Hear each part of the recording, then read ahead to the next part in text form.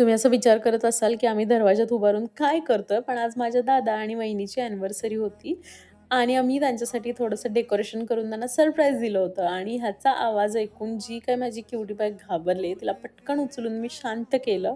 त्यानंतर आम्ही cake cutting केला आणि आम्ही बाहेर जायला निघालो. हा व्हिडिओ थोडासा फास्ट दिसेल तुम्हाला, कारण की ती इतकी क्यूट हरकती करत होती, की काय रेकॉर्ड करू आणि काय नको हेच कळत नव्हतं.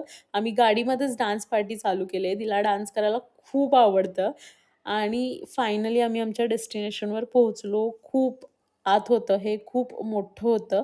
आम्ही कपलला थोडीशी प्रायव्हसी दिली आणि आमचा ओ-टी-डी आम्ही रेकॉर्ड करत होतो आणि ही इकडे बघा जराशी किती क्यूट दिसते ही.